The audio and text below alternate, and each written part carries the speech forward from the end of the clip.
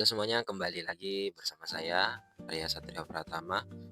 Di video ini saya akan jelaskan apa itu DFS dan PFS, data, dan bagaimana cara kedua algoritma tersebut bekerja. Pertama ada DFS. DFS atau Deep First Search adalah algoritma pencarian pada graph dengan cara menelusuri node sedalam mungkin. Jadi kita memilih satu titik awal, lalu masuk ke cabang yang paling dalam satu jalur. Kalau sudah mentok, baru kita mundur ke belakang dan mencari cabang lain.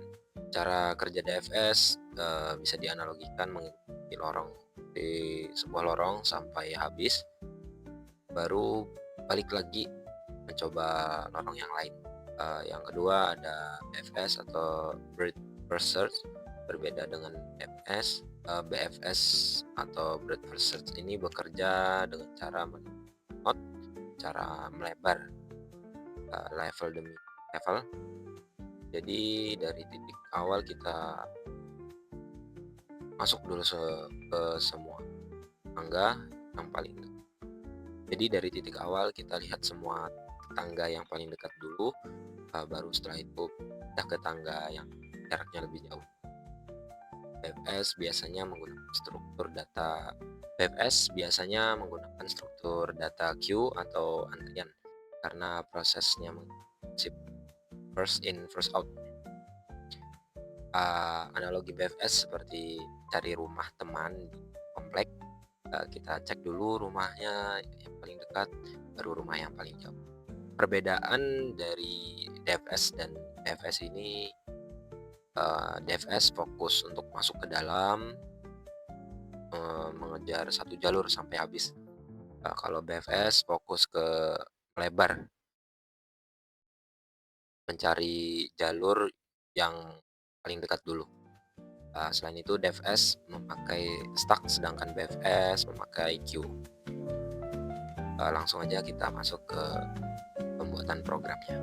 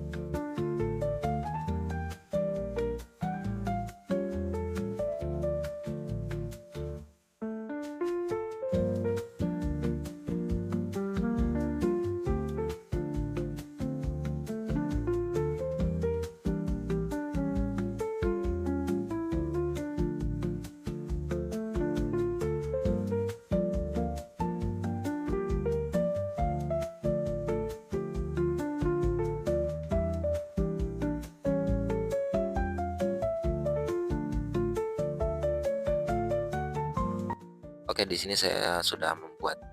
Di sini ada metode Grab DFS. Eee, di bagian ini saya membuat konstruktor Grab DFS. Konstruktor ini berfungsi untuk menentukan jumlah vertex, membuat array agency list, dan menginisialisasi setiap list supaya siap dipakai. Yang kedua ada metode add-edge. Metode add-edge ini digunakan untuk menambahkan sisi atau hubungan antar vertex. Jadi jika saya panggil, artinya dari vertex B ada jalur menuju vertex W. Yang kedua ada metode DFS util. Ada DFS util ini adalah metode rekursif ya. Fungsinya untuk menelusuri graph secara mendalam. Pertama, menandai vertex sebagai visited, baru mencetak label. Pertama, menandai vertex sebagai visited, mencetak label vertex, lalu melakukan pengecekan kepada semua tetangganya. Kalau tetangganya belum dikunjungi, fungsi ini memanggil diri sendiri. Yang ketiga ada metode DFS. Metode ini adalah pintu untuk masuk menjalankan the first search-nya. Di sini saya membuat array visited, lalu memanggil DFS util dengan vertex awal yang saya tentukan. Di metode main, saya membuat objek grab menambahkan hubungan antar vertex, lalu memanggil DFS vertex awal 0. Disinilah proses pencarian dijalankan, metode main.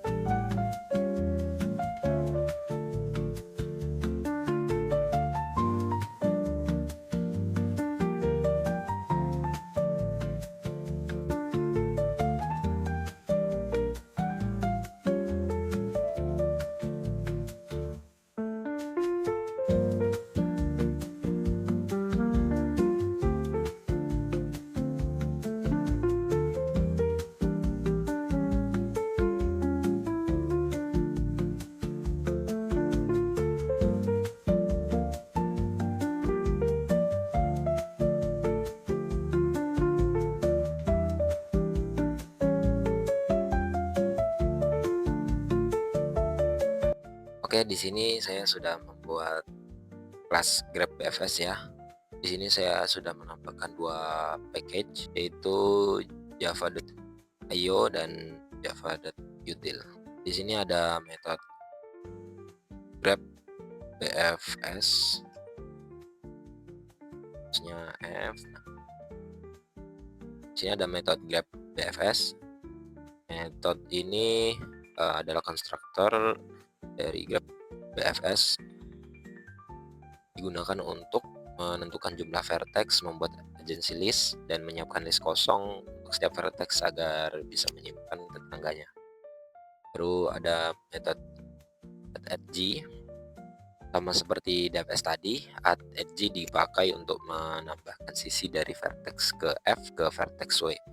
Jadi adjacency list bisa menyimpan hubungan antar node. Yang kedua ada metode BFS. Metode BFS ini adalah proses breadth first search-nya. Di sini saya membuat array visited, membuat queue lalu memasukkan vertex awal ke dalam queue. BFS bekerja dengan ambil vertex paling depan dari queue, mencetaknya lalu memasukkan semua tetangganya yang belum dikunci ke dalam queue. Tiga ada metode main. Di main BFS saya membuat objek graph, menambahkan edge seperti ini, lalu mencetak teks juga di sini yang nanti akan keluar di konsol, lalu menjalankan BFS-nya. Jika dijalankan akan keluar 2031. Nah, kalau di DFS tadi jika dijalankan menjadi area.